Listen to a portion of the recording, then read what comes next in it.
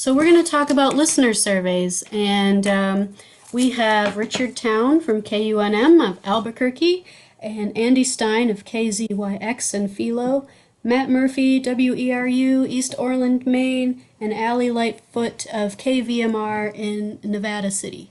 So, we have one person discussing Radio Research Consortium and Audiographics. Ooh, that sounds fancy. That's Richard. So maybe we'll have him go first, and then the last three people are discussing SurveyMonkey. So let's start with Richard and get it going. So thank you for coming, everyone, and here we go. Thanks, everyone, and Stephanie for the invitation. I'm Richard Towne at KUNM in Albuquerque. It's been snowing out here, unusually cold. And Rachel can tell you about her situation out in Gallup. But so it's cold in the house, but glad to be with you. I'm in my 47th year in non-commercial radio, so I've been in it a long time, maybe as long as Joseph, I'm not sure, but worked to start a station in Tucson, KXCI community station. I've been out here in New Mexico I'm in my 27th year here. So obviously I've got a passion for it and I've learned a lot. I've made every mistake I think that's possible to be made. Our station reaches half the state's population. So although our city of license is Albuquerque, we have 5 FCC licensed stations and numerous translators around the state. So we actually act as a regional station, and I recognize many of your stations may be standalone and may not hit that kind of coverage area. There are a couple of softwares that I use for listener data or audience measurements. And in the chat, I've put their websites so you could pull them off there. I'll reference those. The two companies I work with are Radio Research Consortium, and it's rrconline.org. They've been around since 1981, so about 40 years. And I'll talk a little bit about their services. The other company that we use is Advanced Research Analysis. Also been around for a long time, 1977, arapublic.org. Both of these companies buy bulk survey data from Nielsen Audio. So I put their website up there as well. Nielsen, of course, is the monster big audience measurement company from way, way back. It used to be Nielsen did TV and Arbitron did radio, but Nielsen bought Arbitron, and so that they own all of the data.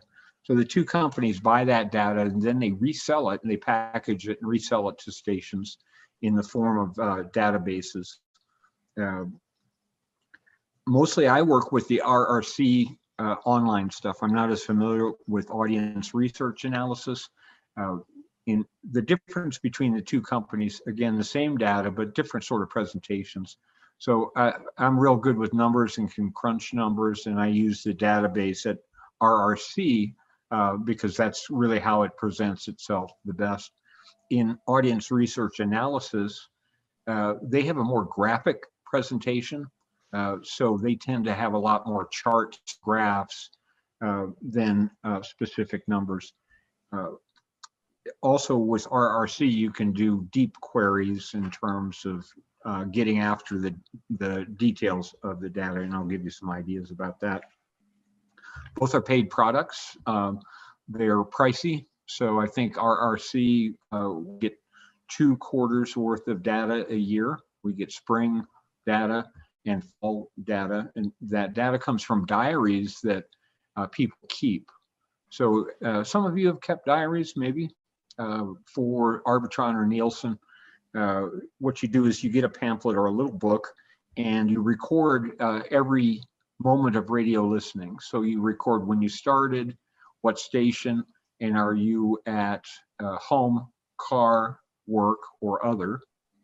And then if you change the station to another station, you make that sort of entry. So the companies, or Nielsen then collects that diary and creates the audience measurement data that we're looking at. The surveys take place over 13 weeks. So it's 13 weeks of spring. We're not in spring, we're in winter. And so our next survey period starts when spring starts and it ends when summer starts.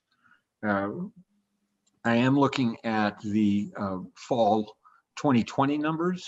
My concern there was, did we make a good transition from the traditional pre-pandemic modes of listening to the current work from home, not so much in-car listening, but did we gain audience? Did we lose audience? Did we stay about the same? And basically we stayed about the same. So our transition from pre-pandemic to pandemic in terms of retaining audience has been good.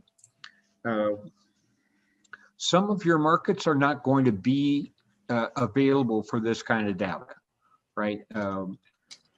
Because you're in small markets and you may be outside. We're in market number 69. Nielsen measures, I think, to 250 markets. So you may be outside. That may be a real barrier, and that would be the first question I ask of our RC. Are we in Nielsen measurements? For instance, I'll pick on Rachel out in Gallup. Gallup is outside of the survey area, so we can't really see what KGLP is doing out in Western New Mexico. They're just outside of our market footprint.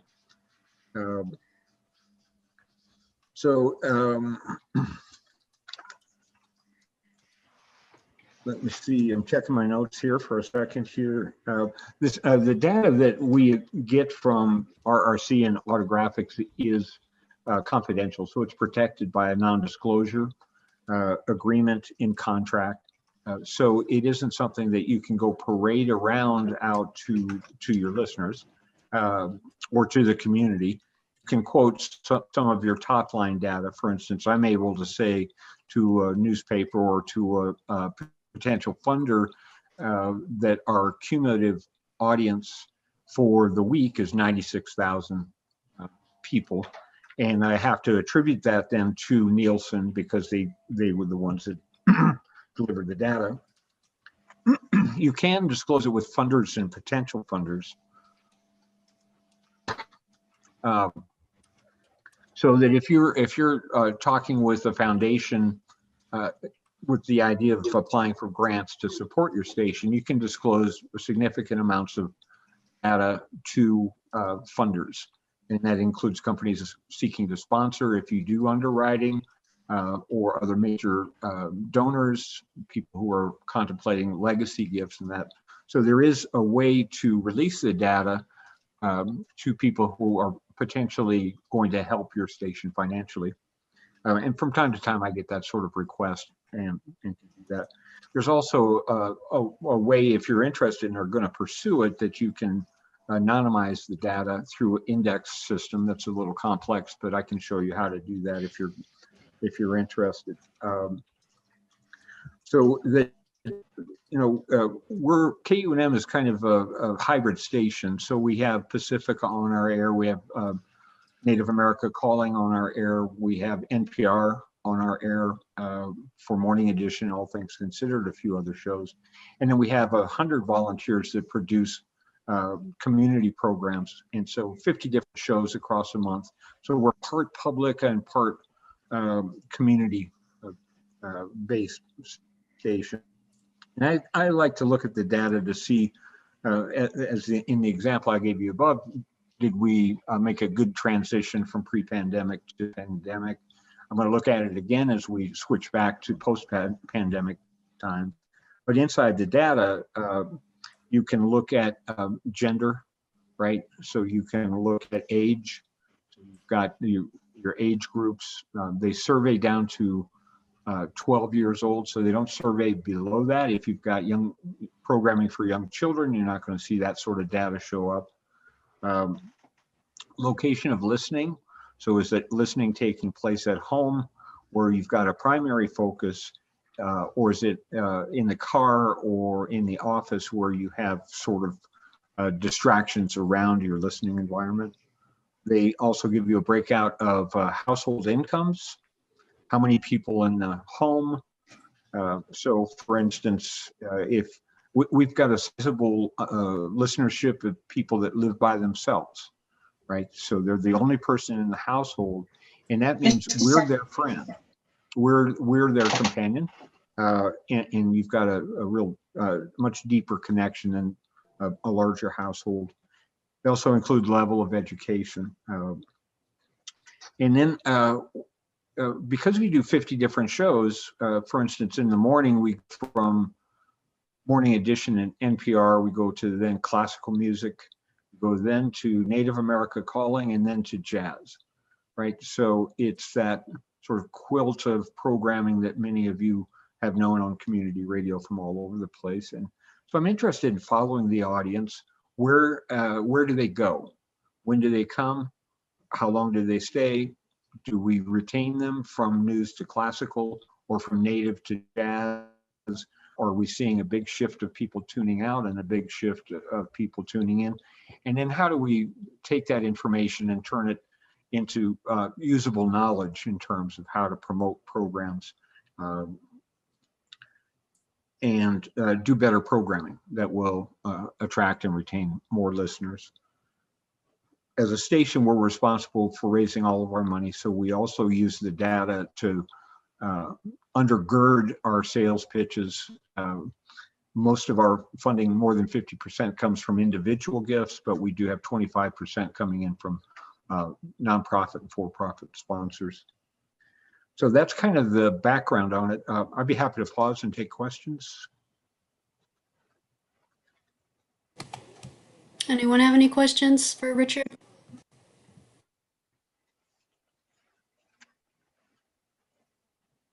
Yes. Yes. Yes, David. And Mercedes, I saw your hand up too. What's the fee for that service that you're getting? That's a good question. And I don't think it's scaled by market. I'm not sure, but I think that what we're doing is paying $5,000 a year. And that's big money, I know that. But that's for 2 surveys and consulting on the numbers. The question I didn't get answered, and maybe I'm anticipating a question, is could you talk to these companies and just buy 1 survey? So I'm in a 5-year agreement with them, and I got a better price by using a 5-year agreement. But could your station buy the data for your community on a one-time basis just to get a snapshot of what the Nielsen surveys are saying? So that would be a starting place. Are you in a measured market, and what would be the cost of acquiring a single survey? So then my follow-up question is, how long has your station been operating? And it sounds like you're partially NPR, but not all NPR. Is that correct? That is correct, yeah. So we were started by students in 1966, and we're licensed to the university. So we're actually at the university, and they provide our place and services, right, which is a terrific benefit. We also have in policy, the regents of the university agreeing not to interfere with the editorial decisions. So that's kind of that comfort and protection that I would seek in coming out here. And then, yeah, it's an interesting station because it does have NPR, which is a magnet for audience and for fundraising. And then it's got all these crazy grid of shows and the community volunteers. So we're now running 80 different home studios around the city and state as the volunteers are producing and uploading programs to the air. And Mercedes, I saw you had a question. Yes, thank you. I have 2 questions. The first is, how relevant do you feel, Richard, in your experience, is Nielsen for today's markets, especially with community radio in smaller areas, like Joseph's question. And then the second question pertains to, do you poll your listeners, your current listeners, or are you polling your listening area and the communities that you reach? I know you said you reach half your state, so I'm curious which audience, I mean, which what your audience is, what your target is for the surveys. Right. So we don't directly poll our listeners. The Nielsen company places diaries throughout the region, right? So they have a certain number of diaries going into Santa Fe, a certain number going into the community of Socorro, where we have a transmitter. And so they have a generally accepted scientific method behind their research. So there'll be on the magnitude of 2,000 or 2,200 surveys tabulated across the region, across the whole region that we serve. And so that's where the data comes from. We don't know who Nielsen is surveying in particular. We just know that we've got a mention. In terms of relevancy, what's relevant to me really is the mission, right? So data is a tool that informs us about what we're doing within the mission and whether or not that parts of the mission are working the way we think they are or not. So it is relevant only to a certain degree, and it helps me in terms of looking at strategies and meeting the mission and planning. So it's not something that we generally rely on for decision making. It's a guidance tool for decision that support the mission. I will say, I think maybe a better answer to your question is that if someone listens to us over the internet or over their phone, and let's say they're listening to our Native Music Showcase Singing Wire on Sunday, but they're in Alaska, and we have an audience in Alaska. We have a sizable audience in Alaska for that program because it's a great music and community show. As long as you mention our call letters, it doesn't matter what platform, doesn't matter what device, tablet, radio, whatever, however they're getting the signal, if they're writing down that the station they're listening to, we credit on that. So it's now become platform agnostic, agnostic as well.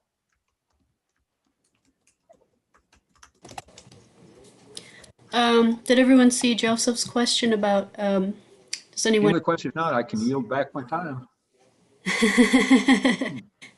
A service for smaller populations or micro populations?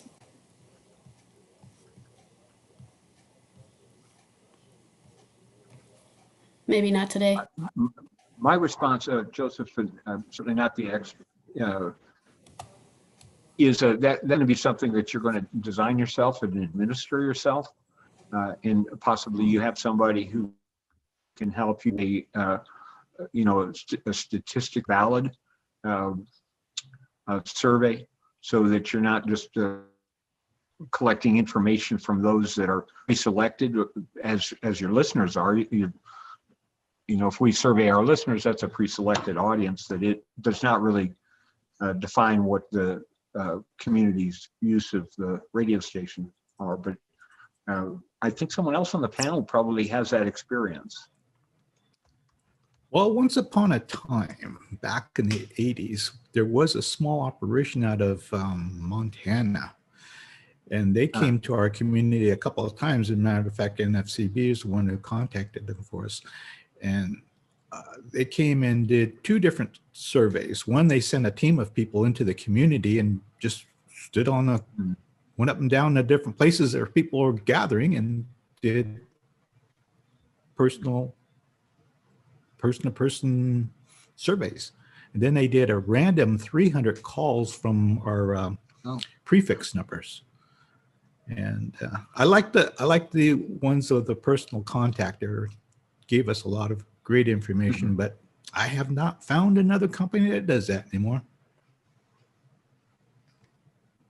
We looked at hiring a company to do ours prior to a 10-year strategic plan 100 years ago. And we found it to be, at least to be valid within our service area. And our city reaches over 1 million people. It's 1.1 million. But design and implementation of the survey, interpretation of the results was going to run us around 25,000. Of course, that's scalable to your community. You don't need to survey at that 1 million person mark. You would survey more according to the population that you reach with your current signal. So I would think that there's cheaper ways than the prices I had looked at, but hiring a professional, a local or regional professional outfit is also going to be expensive. Any other questions for Richard? Ursula. Richard, in this bigger scheme of things, how much do these surveys, what big of a role do they play in your decision making?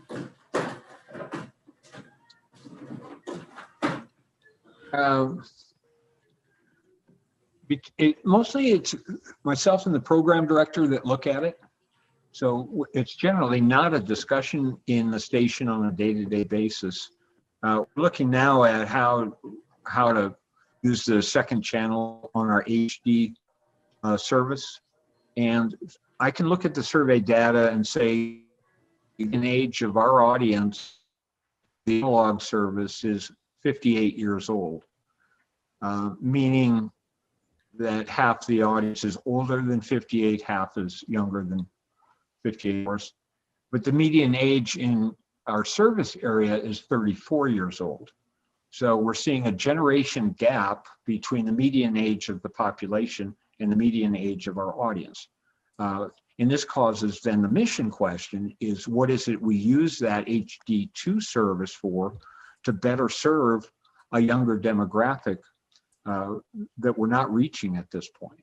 So it's simply a tool for identifying either gaps in service or places,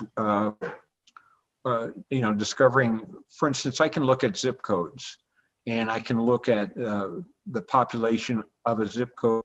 And if the proportion of listeners is not coming up to what is standard for our zip codes, I can plan a marketing campaign into that, a direct mail campaign into that zip code. So there's those sort of approaches. So it's really a tool. I see it as a tool that supports the mission and the success of the station. Excellent questions. Any other thoughts before we move on? I've put my email in the chat box. So if there are questions or if you're interested in pursuing and I can help in any way, just let me know. Excellent. Thank you, Richard. You're welcome. Oh, Ursula has one more question. Richard, I'm curious because you've been managing a station for so long. Do you think there are other criteria, like question criteria, besides what do you listen to? Do you think there are other questions that surveys should or could answer for the station that you've ever tried? We have with our listeners and specifically in market to our donors that says, why are we important to you? What are 3 things that you think about when you think about listening to KUNM? What do you like?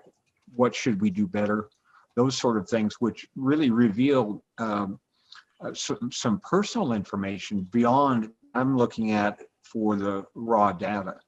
And the way to use that is not to shape and win arguments, but really to inform ourselves about what is the language that our listeners use when they're talking about us. so that listener comments find their way into on-air fundraising quite a bit. And it also helps in training and in doing skill sharing with volunteers and with each other on the professional staff to take these listener survey comments and share them just for the insight that they provide. So as we look at data, we're not getting that sort of personal and anecdotal information about the value of the station.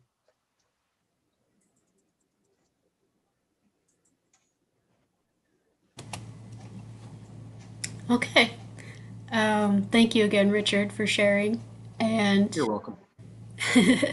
let's move on to SurveyMonkey. I'd like to start with Andy Stein. It's from KZYX in Philo, California. And 3 cheers for Andy today. He got his vaccine shot, his second one. So just want to mention that too. So thanks, Stephanie. As Stephanie said, I'm Andy Stein. I'm a member of the Community Advisory Board at Mendocino County Public Broadcasting, which our main station call letters are KZYX. We actually have 3 transmitters with different calls because our county is rather hilly and one transmitter can't reach the entire community around here. So, and we covered a bit of that, you'll see later on. Our station basically is focused on Mendocino County, California, but we do reach out to the surrounding counties to some degree. I think we did a SurveyMonkey survey last summer. I was struggling to figure out what to do with the Community Advisory Board because of COVID and all the restrictions. And we decided just to do an online survey. And what I'd like to do, I prepared a briefing after the survey was concluded and we got all the information from it. I prepared a briefing for the station staff and board of directors. And if that's okay, Stephanie, I'd like to share that with everybody. So yeah, sure, please do. Okay, share. I'm going to share my screen. And let's see. Can you all see my screen? Yeah, we can see it. Great. Okay. So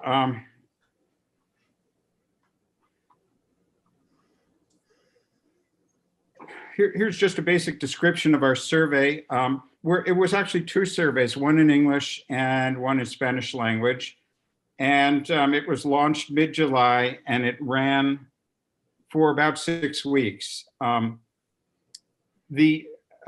obtained the email list of station members and former members, whatever the station had on file. And we sent out invitations to the survey to about 1,400 people. And we also published online links to the survey, both surveys, that were published on the station's website and various social media platforms.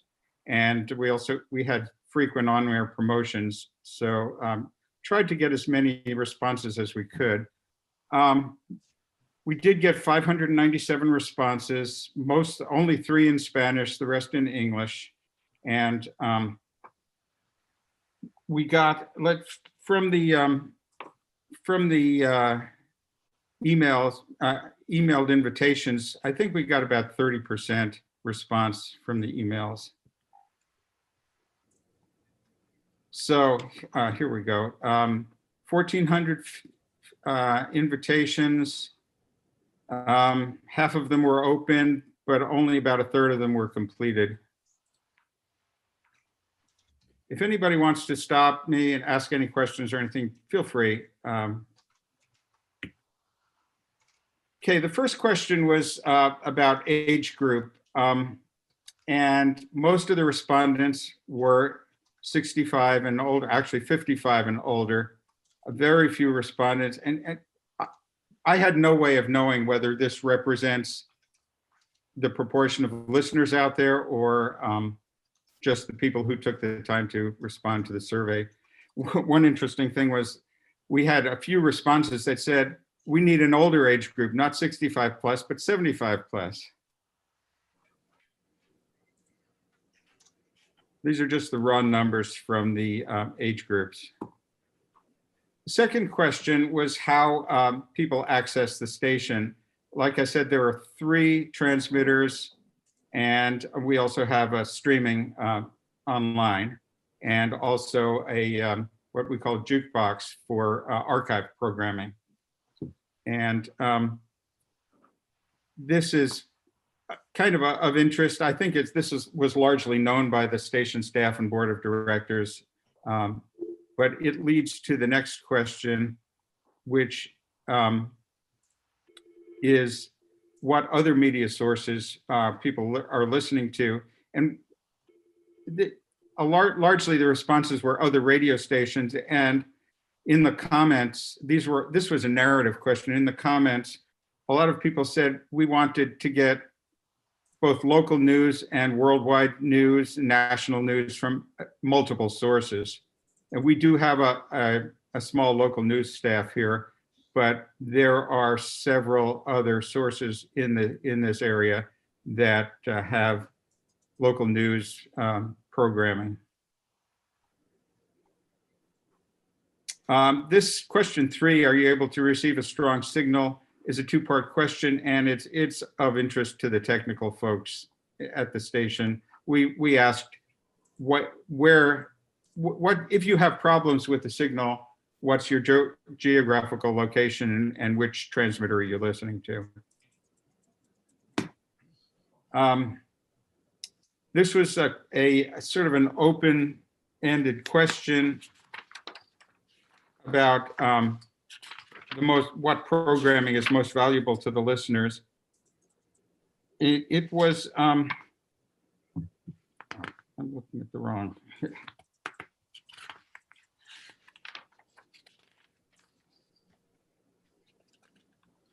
The interesting thing was that it confirmed that we have a pretty well-balanced mix of programming. Everybody found something to like. Largely, the responses, both the sort of fixed question responses and the narrative responses, were very positive. There was very little whining and complaining, which I sort of expected more complaints. It's been a pretty regular thing at our board of directors meetings to have people come and complain, but I didn't get much of that at all in the survey in the narrative questions. This is just the raw numbers from the ranked choice question previously. Question 5, which are the top 10 things that you'd like to hear more of? Again, see that these narrative questions, take a step back for a second. SurveyMonkey does some pretty good analytics with numbers, but narrative questions, it's left up to us, of course, to interpret. And so I built spreadsheets for all the narrative questions and tried to identify keywords, which was pretty challenging in some cases. And some people wrote 5 words, and some people wrote 150 words, and it was kind of difficult. In looking back, it's probably better to limit the responses, the number of words that people can respond to, which SurveyMonkey can do. But in general, the narrative responses were, it's all good, we love the station. And then, there are a few things that people wanted more or less of. Another interesting thing about these narrative responses were that some people said, oh, we have too much jazz, and some people said, well, we don't have enough jazz, and it really, really balanced quite well. Again, confirming that I think the station is on the right track with their programming. And like the station in Albuquerque, we are a mix of NPR and community-based local programming and some other network programming. On this question here, did you give them the choices, or are the choices we see here No, these are the top 10 keywords. When I analyzed it, the top 10 keywords or key phrases that I found. This was a very open narrative question. So you didn't give them any choices. They basically. Absolutely not, no. Mhm. But I had to read hundreds of questions and try to pick out keywords and put them in a spreadsheet and try to get something. Basically, though, these narrative questions, I could give you the top 10 in my opinion, but it was really up to the station management to read the responses and really get more of a feeling. You can't really get a great feeling the way I did it. And I really don't know how they used it in the end or whether it was useful to them. The programming director and the membership coordinator helped me design the questions. We talked a lot about what they'd like to hear, but I have not had much contact with them as far as the usefulness of it. Did he say that had too much jazz? Some people said too much. Others said no. This question 6 had to do with the local news segments. And this was the lead-in question. Do you find them useful? And then the second part of that question was another narrative, open-ended narrative question. What are your suggestions to improve the local news? And once again, more than any other response was, it's all good. We love the local news.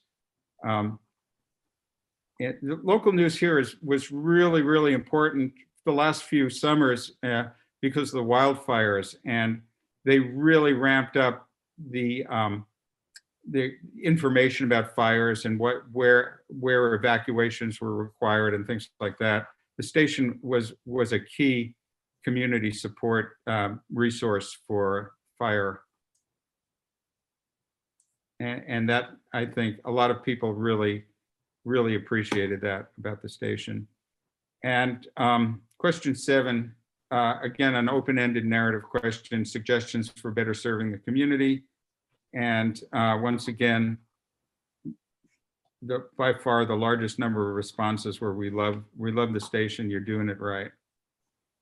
So that is the end of that presentation. How do I unshare my screen here?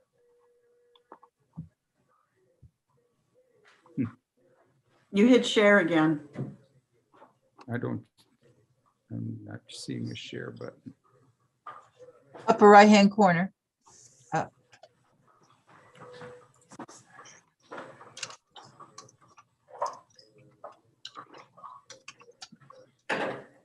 Got it. On those open-ended questions, how did you end up with a graph like that? Did you make that graph, or did you? Sorry. Were you able to put that information into the SurveyMonkey after you or you made that graph? That graph was the result of me going through all of the responses, picking out the keywords or phrases from the responses and developing categories and then graphing it in Excel.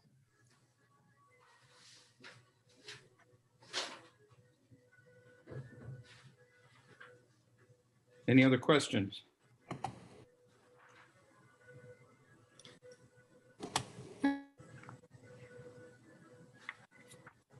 I think Mercedes. I've got a question for all seasons here. So thank you for your charts. They were really informative. You did say that you're on the cab, and you said you were not sure if or how the information was used by the director. How are programming decisions made? It's clear that you have a matrix or you use bands, since you mentioned that in your news. How are programming decisions made at your station? Do you have a program committee, or how is that? Thanks. There's a program director,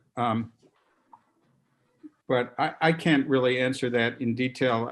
I'm not involved in that process at all. Okay, thank you. Did you do outreach to get people to fill these surveys out, or did you just send it out once and then settle what you got? There was the email distribution, and then we did outreach both on air. I did several spots over the course, the 6 weeks on air, and it was also posted on the station's Facebook and Instagram social media sites. And then you sent the survey out to everybody? We sent that out to the email recipients, but we also provided a link anybody could follow, a web link that anybody could follow to access the survey. Looks like Paul has a question. Yeah, KZFR and Chico's done a couple of SurveyMonkey surveys, and most recently we contracted with a local producer to do a similar kind of listener survey.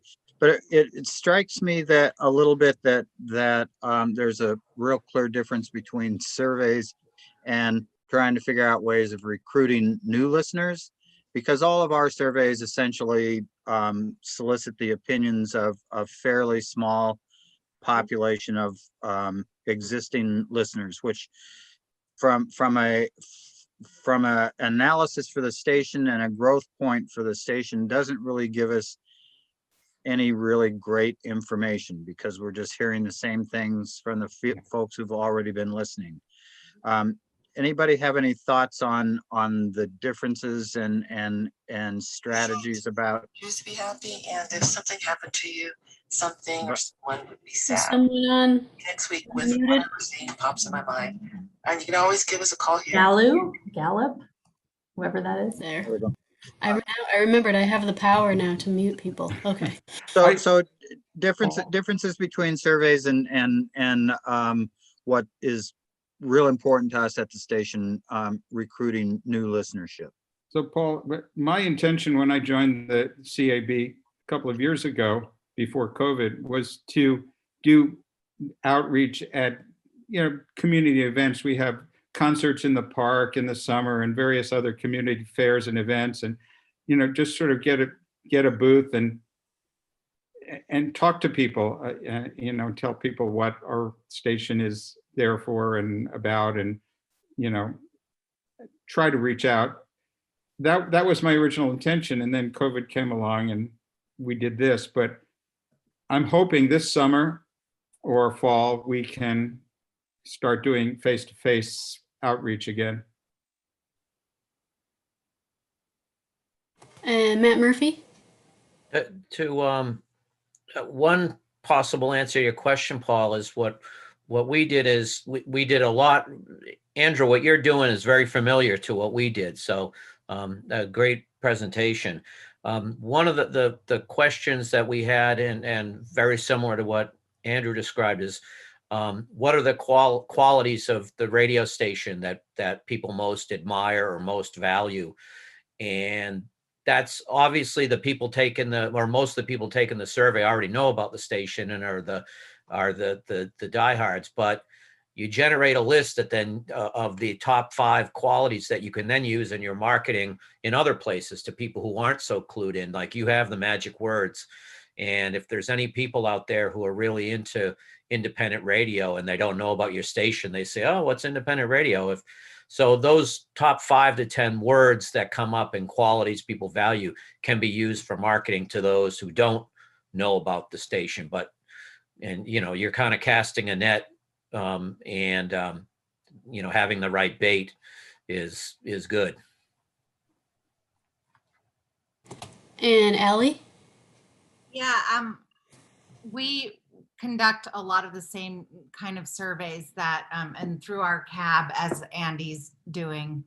And a lot of times people say, well, you get 300 or 400 responses, and they say it's not a scientific survey and it's just of people who care about the station.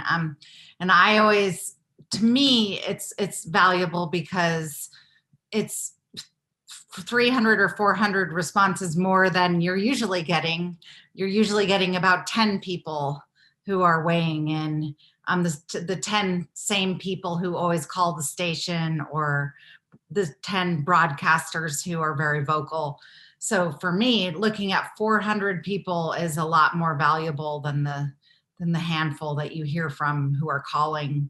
And you know, generally you start to look at these trends or patterns, and you know, a new listener is probably going to respond in the same way.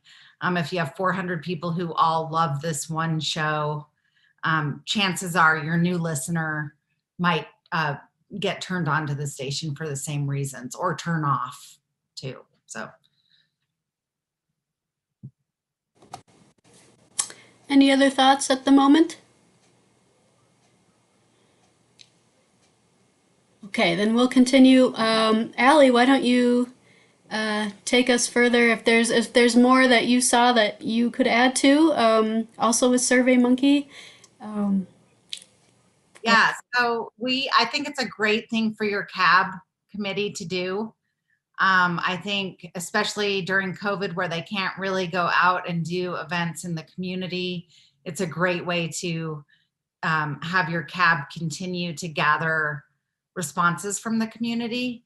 I also think what happens to a CAB sometimes if they aren't working on a project like this is they just start to give you their own opinions of the, you know, whoever 7 people who are on the CAB. And then you're responding, your programming is guided by these 7 it's a very small group of people.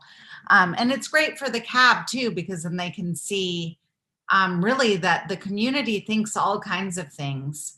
It's, I find that people often think that their opinion, everybody must agree with them. They're like, well, of course you should air it at 7 because that's when I can listen to it. So it's good for everybody. It's good for the programmers. It's good for the broadcasters. It's good for the CAB committee and the staff to kind of see what a larger group of people are thinking about programming. We put out these surveys now every time we want to make a change. Right now we're kind of reformatting our public affairs shows. We're moving them into the evening instead of the middle of the day. We were getting responses in surveys that we had too much talk. And then we realized after that survey, we didn't really know what that meant. Where is there too much talk? Is it the broadcasters, you know, talking too much during their breaks? Is it our newscast is going on too long? Is it our public affairs shows? What is it? So we got really specific and dug in. And so that's the survey we're about to release, really trying to figure out what they mean by too much talk. Another survey that I wanted to talk about today, and it actually doesn't relate to listener surveys, although I'm happy to answer any questions about those. We're releasing one every 3 or 4 months. We've been releasing. Our CAB comes up with the survey, puts it all together, enters it in SurveyMonkey. We create a link where our program director, our director of content, sends it all out. And we put promos on air, soliciting response. We also have everyone try to send it out on their own personal networks, Facebook and social media. And we usually generate about 300 to 400 responses. No matter what we do, that's as many as we seem to get. But what I wanted to kind of share with you today is a survey that we did internally with our broadcasters about COVID, if that's okay. When it first hit, we shut down the station. All of our broadcasters started to learn how to broadcast from home. And when we started talking about reopening, we wanted to get their input, and because we were getting criticism that we were just making these decisions without talking to them or consulting them. And we were also finding that they weren't, no matter how many emails I sent out or how many Zoom meetings we had, they weren't really getting the sort of specifics or details about what reopening would entail and what our safety protocol would entail. Can I share this? Yes. Okay, Yeah, you should be able to. let me pull it up.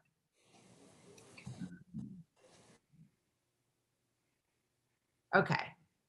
So there were lots of things to Did you hit you got to hit the share screen button at the bottom? Yep, I just was making sure that I had the right survey up. Oh, okay, gotcha. Yeah, I think that's it. Okay. There we go. So, first of all, they said everybody wants to reopen. A few of them were like, how can you stay closed? Everybody wants to come in and do their show again. So what we asked what their preference was, and we found that some of them wanted to, a little under, and I think we had 100 people respond. We have 200 broadcasters, 100 of them responded. And it was about, 50-50. We had some that would like to continue pre-recording their shows from home. Some were okay with continuing to pre-record their shows from home until a vaccine was developed. And and the other half, 52% were ready to come back. So then we got into all kinds of specifics. How do you feel about only one broadcaster being in the studio? Because many of them have guests or co-hosts. You can see the response there. Many of them were fine with that. At what point do you feel we should allow the public or guests back in? Most of them wanted to wait until until we tested out just having one person in for a while, wait till all the broadcasters were back. But we left a lot of things open-ended because we realized there were plenty of things we had not thought about. How do you feel about wearing a mask and gloves the entire time you're at the station? We got into a whole conversation about gloves. Many people did not want to wear gloves and did not feel they were necessary. Instead, they wanted to wash their hands regularly. We all agreed we could do that. We didn't put anything in the survey that the staff wasn't okay with. Like all of the different options we had cleared with our staff first.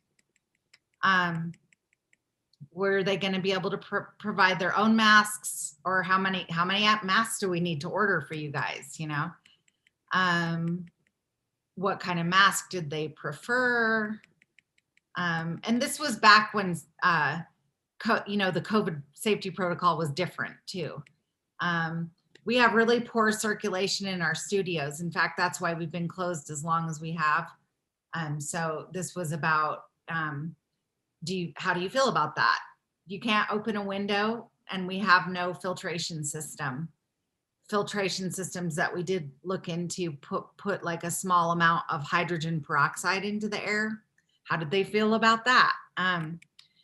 We just knew we were making really big decisions and sometimes expensive decisions, and it made a lot of sense to get their input.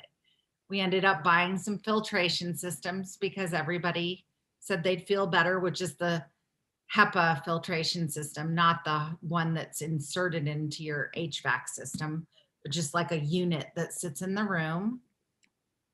Then they wanted us to,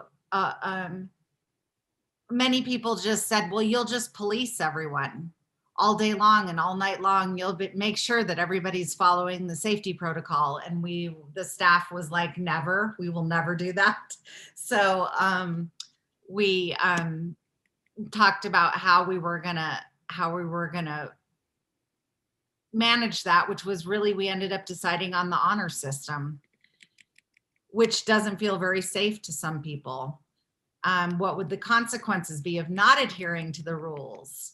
Warnings, loss of broadcast privileges, suspension, and it goes on and on and on. But basically, then we get into how we decide who comes back first, because we knew we weren't going to bring everybody back in the building at first.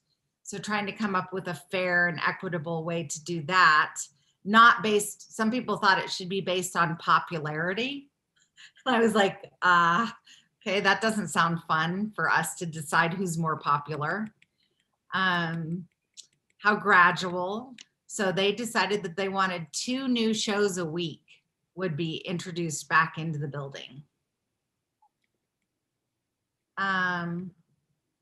How would we choose which broadcasters come back first? Management decides, allow a few, pull them out of a hat was one of the options. At what point would we want to close the studios again? Well, it turns out we decided that we would close the studios again if we went back into the red tier. Well, the very week that we were going to open our studios again to the broadcasters and start the process, we went into the purple tier. So it didn't happen. And then, you know, they talked a lot about what concerns they had. And then we asked them, what did you think of how we've handled this so far?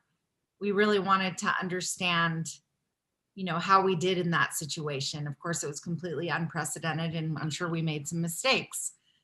So we wanted their feedback on that. So I just, I wanted to share this because I felt like it was extremely helpful in this process.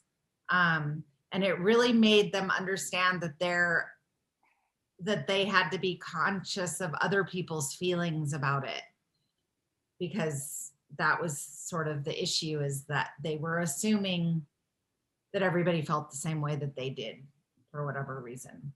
And suddenly they're realizing there's all kinds of feelings about this. So yeah, and I'm happy to share any of the others, like programming surveys, if you have questions about those.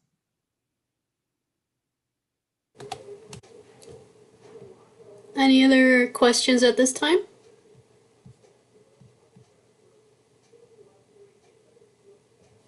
Pretty satisfied? Okay. Oh, I see Paul has a question. How much news programming do you have at KVMR now, and how much did you have 10 years ago? And how do you structure your questions related to news and information? Right. So that was a survey that we did too. When we have a headlines in the morning, above, 5-minute headlines at 8:04 in the morning after the NPR headlines.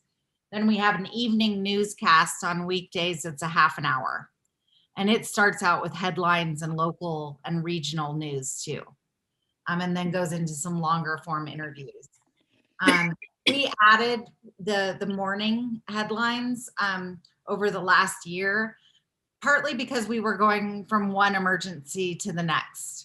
So we've had power outages, we've had fires, we've had evacuations, we had COVID, and it seemed like we needed more news, and we need more breaking news kind of updates. And something in place for that. So we've developed that a lot more. And when COVID first began, we put out a survey to our listeners. Let's see if I can pull it up, where we asked people what they thought of our coverage of COVID and how we were doing with our updates. I don't know if anyone can see that there. Oh, it's just me that can't see it because, let's see here. Yeah, back when we called it coronavirus. And really people were kind of saying that they didn't want to hear so much COVID news. They preferred to listen to music. They were like, please stop giving us updates. We get it. COVID's a big deal.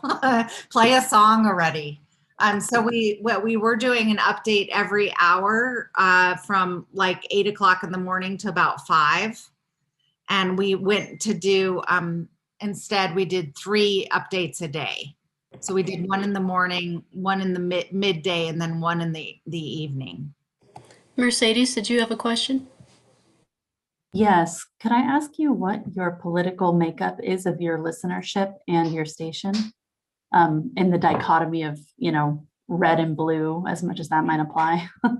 I mean, I would say it's definitely blue. But we have a lot of anti-vaxxers and a lot of anti-maskers, and they're sort of the same people. And so, which they meet up with the Trump crowd. So we had the anti-masker, anti-vaxxers join forces with the Trump crowd on some of those issues. So it's been kind of interesting, actually. But I wouldn't say that's the majority. I would say the majority is probably blue, just, Biden blue. Thank you. Not as many Bernie blue. Yeah. Okay. So pretty centrist then. Yeah. Yeah. Okay. Thank you for the answer. Mm-hmm. Any other questions for Ali?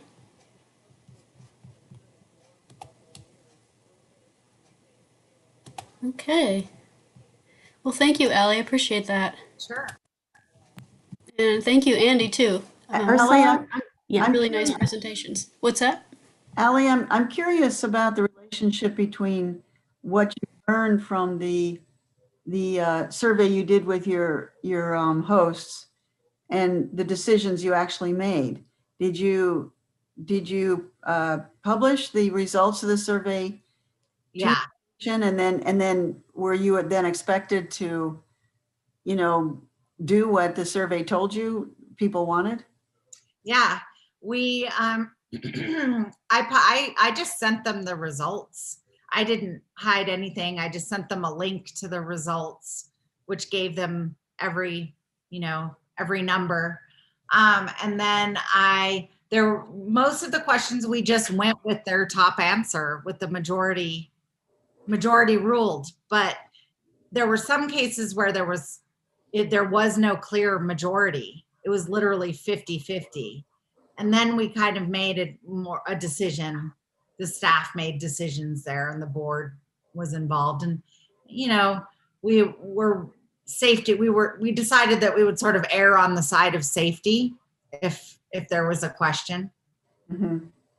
So you didn't put any options in there that the staff wasn't prepared to do, right? Right. How do you think it affected the staff or the radio hosts, the survey itself, just doing the survey?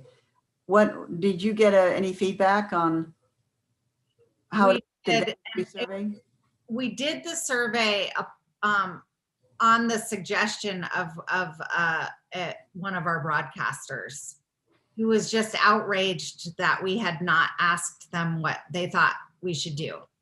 So it was really led by the broadcasters that we did it in the first place, and he was very pleased with it, even though it didn't really it didn't give him the results he was hoping for. He was really happy that we asked and that we let them participate in all of it. And it really helped us clarify how we were going to go about the process too. Ali, do you have, does your board have a policy on polling programmers and what you do with that information, or do they give that policy decision or operational decision to you? In this case, it went to me. Mm-hmm. The board doesn't really have a policy on it. I kind of want to survey everybody now instead of having long meetings where like two people are arguing. I'm just like, what does everybody else think? I wish you could just survey people constantly over every decision you make. But yeah, it's very useful for me. And it's very useful when you're trying to help people understand process. How did you make the survey? Who made it? I did. So you sat down and thought of all the questions you had to figure out? Yeah, and it was really based on long conversations with my staff and several board members. Luckily, we had a board member who was in charge of safety for the city of Sacramento. So she was a safety expert and really understood where you get all the information about safety protocol. She knew where to go.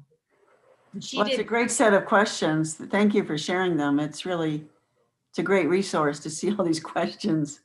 Yeah, thank you. Yeah. Any other questions for Ali? Okay. And thanks again, Ali. Thank you. Yeah.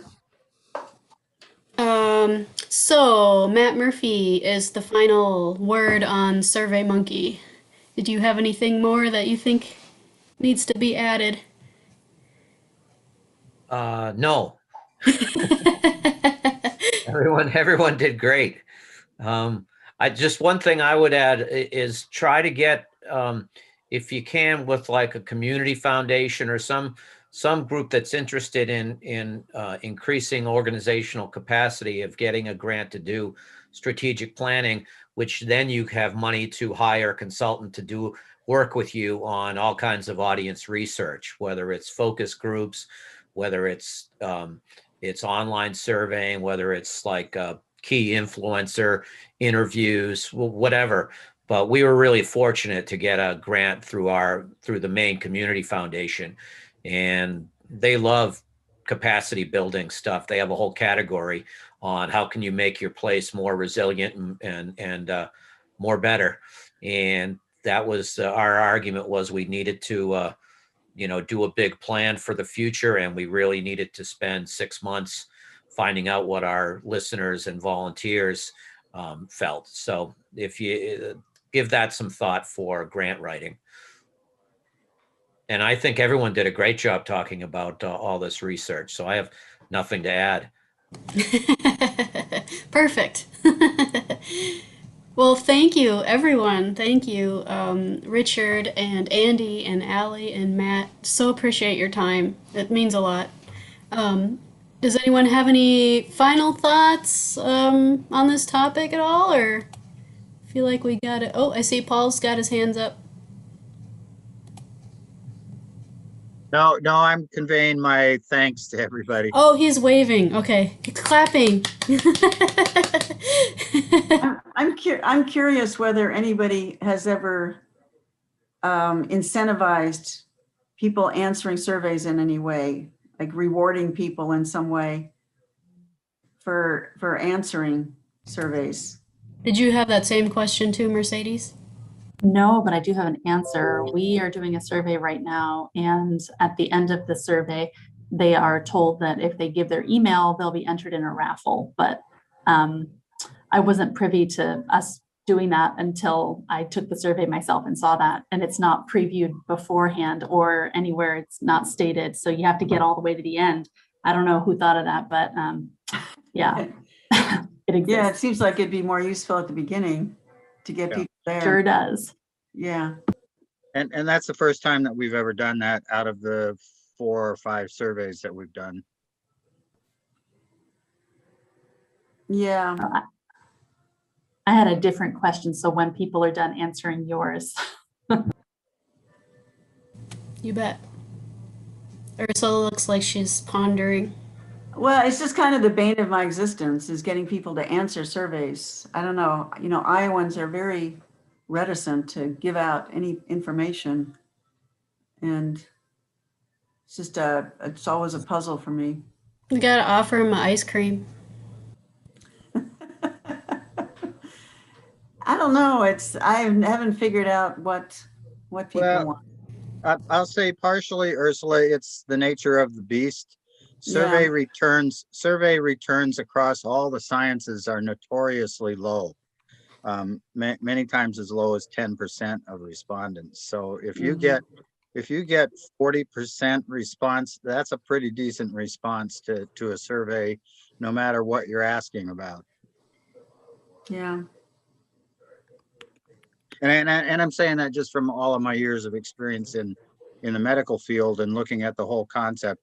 We talk a lot about what value surveys are in medicine and biology and those sciences, and I hear from people in journalism the same thing.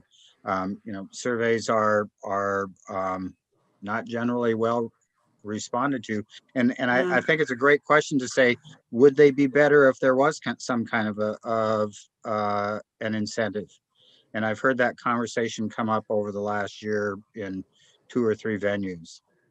I was thinking it might be really good when we do this next survey, the one that we're starting now, to put out what we did in response to the last survey as part of the promo. Say, because you told us to do this, we did this. And that's how important these surveys are. If we might get a few more responses that way. And it might help, just let people understand how we really do pay attention to them.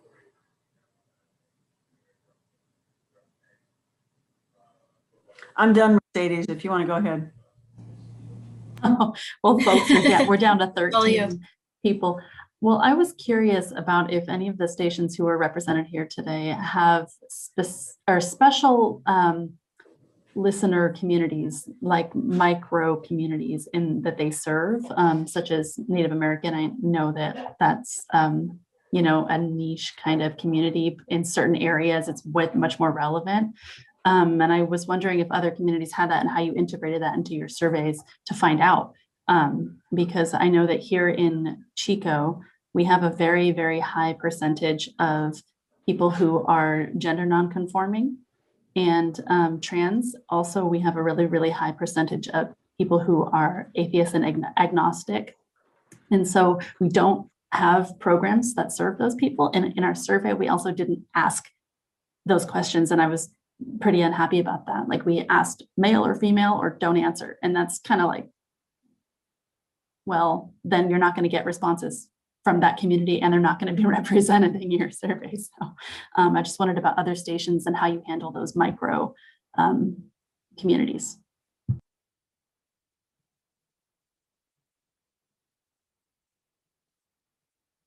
We haven't done any demographic surveys like that since I've been there. But now that you say that, I'm gonna, when we do, yeah, we need to make sure we include every possibility of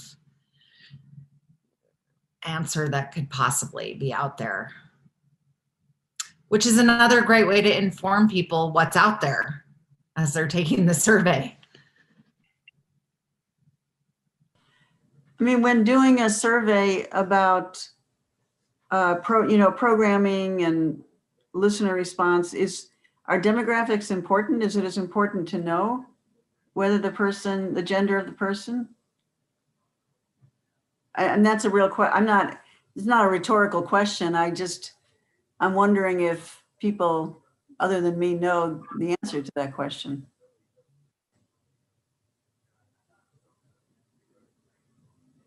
We have some music shows that are specifically, like Face the Music is one of our shows. It's a show by women, for women, of only women artists. And so that would make no sense really if our audience happened to be, 85% male identified or something like that. But clearly that's not the case. We do, have a little bit more. So I was just wondering about that kind of programming that targets whatever demographic. I think it is useful. Then I think it's also useful to know, again, if you do have, like we do here, a really high percentage of people who don't conform on those certain identity binaries or, the 4 racial categories or 5 racial categories that the census puts out, how do we serve those communities as a community service station? If we don't even know that they're there and listening to us.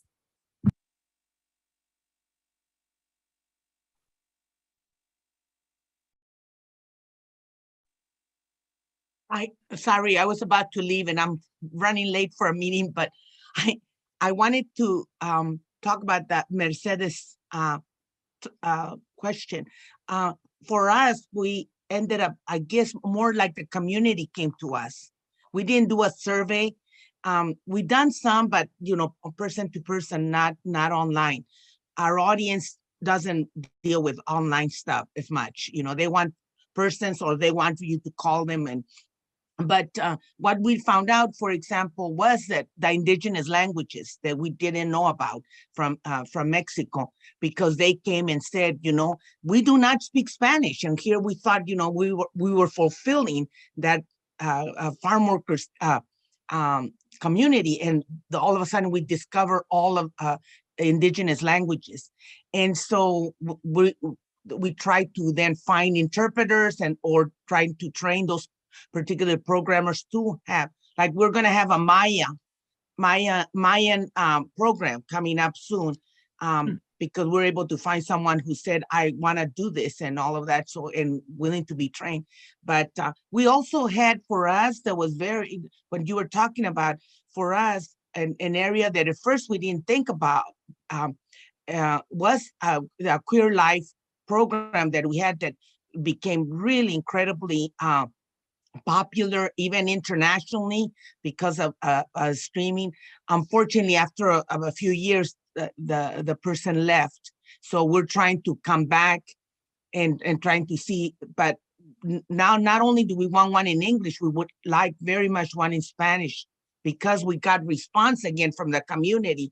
A lot of the individuals saying, we're going through emotional stuff, the youth telling us we need to have something that talks to us in our language, especially in Mexican families and Spanish and all of that. So for us, we haven't done surveys. We mostly have people calling us, as they say, complaining, but I always tell them, oh, this is so great, you're complaining that we don't have that program.